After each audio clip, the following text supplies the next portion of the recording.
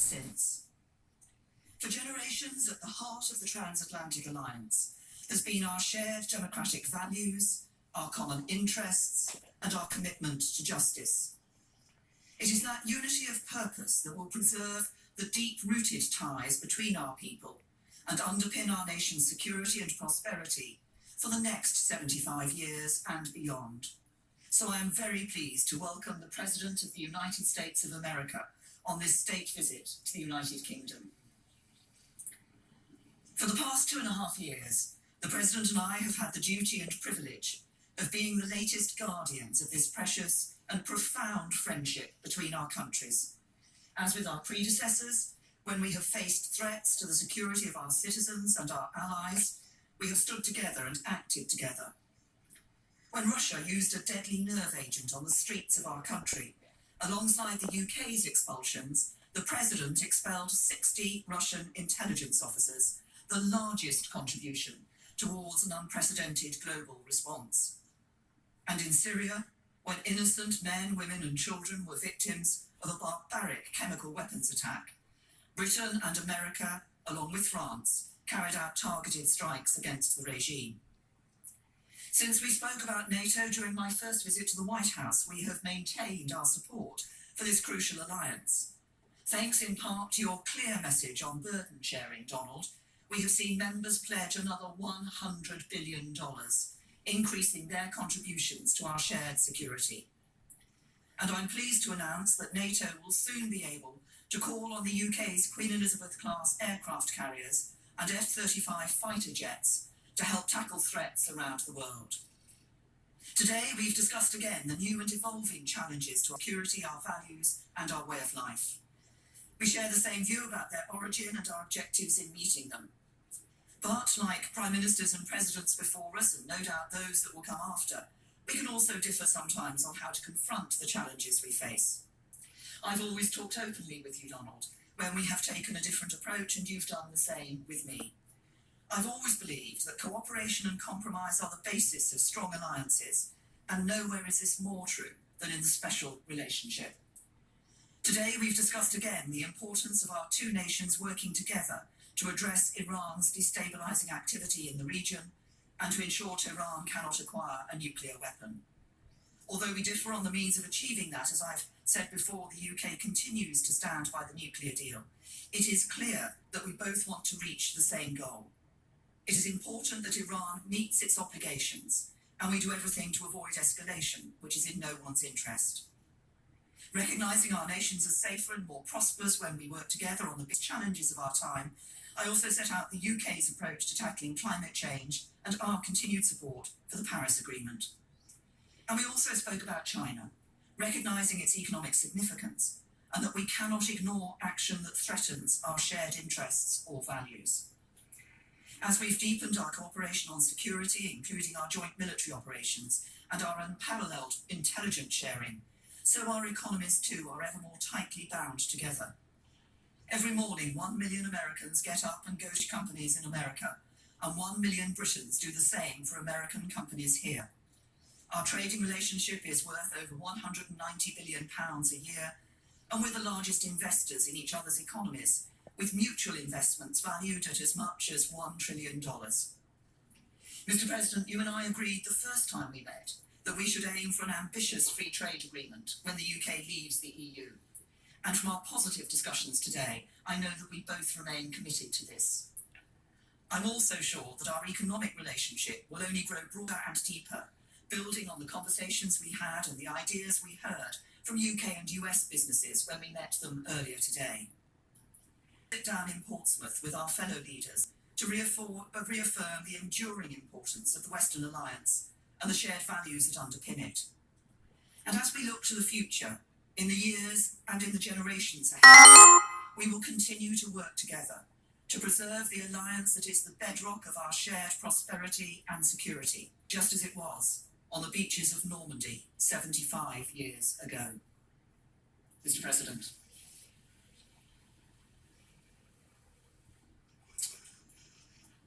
Well, thank you, Prime Minister May. Melania and I are honored to return to London as our nations commemorate the 75th anniversary of D-Day in World World War II.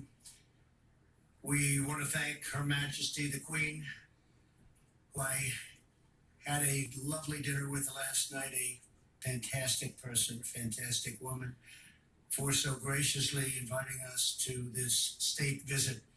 It was very, very special. Our thanks as well to Prime Minister and Mr. May for the warm welcome they've given the First Lady and me as we remember the heroes who laid down their lives to rescue civilization itself.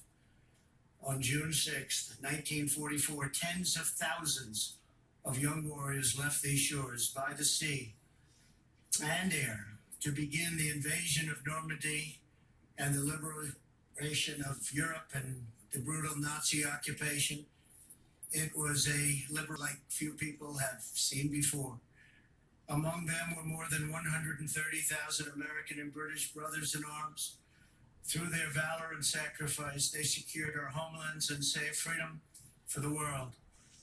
Tomorrow, Prime Minister May and I will attend a commemoration ceremony in Portsmouth, one of the key embarkation points for the invasion. More than 1.5 million American service members were stationed right here in England in advance of the landings that summer. The bonds of friendship forged here and sealed in blood on those hallowed beaches will endure forever. Our special relationship is grounded in common history, values, customs, culture, language, and laws. Our people believe in freedom and independence as a sacred birthright and cherished inheritance worth defending at any cost. As the Prime Minister and I discussed in our meetings today and yesterday, the United States and the United Kingdom share many goals and priorities around the world. I want to thank the people of the United Kingdom for their service and partnership in our campaign to defeat ISIS.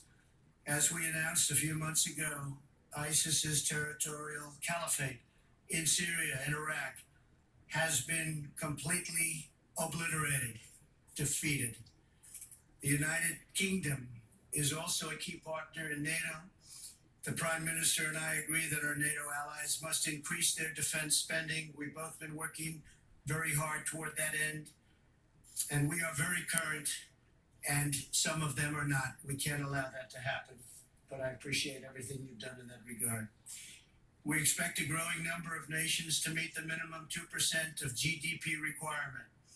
To address today's challenges, all members of the alliance must fulfill their obligations. They have no choice. They must fulfill their obligation. Among the pressing threats facing our nations is the development and spread of nuclear weapons, our greatest threat.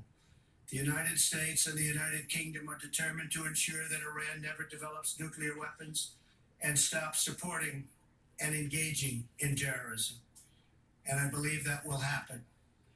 In protecting our nations, we also know that the border security is national security.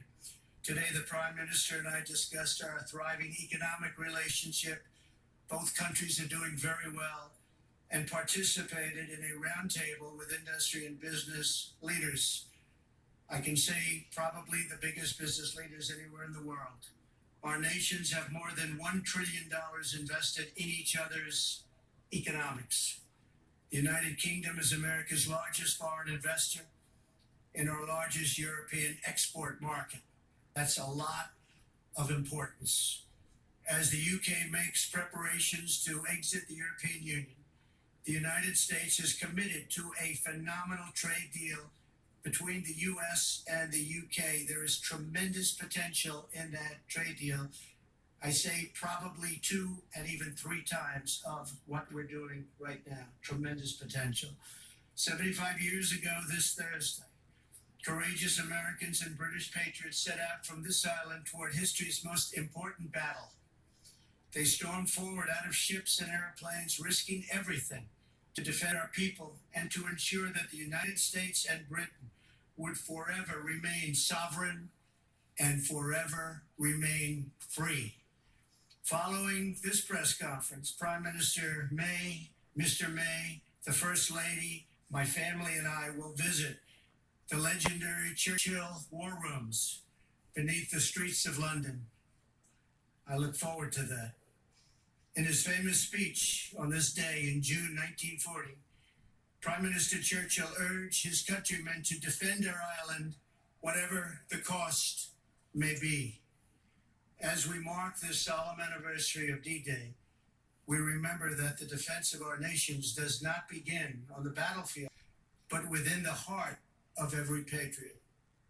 Today, let us read our pledge engraved at the American Cemetery in Normandy and inscribed by President Dwight Eisenhower in St. Paul's Cathedral, right here in London, that the cause for which they died shall live. Prime Minister May, it's been a true honor. I have greatly enjoyed working with you. You are a tremendous professional and a person that loves your country dearly. Thank you very much. Really an honor.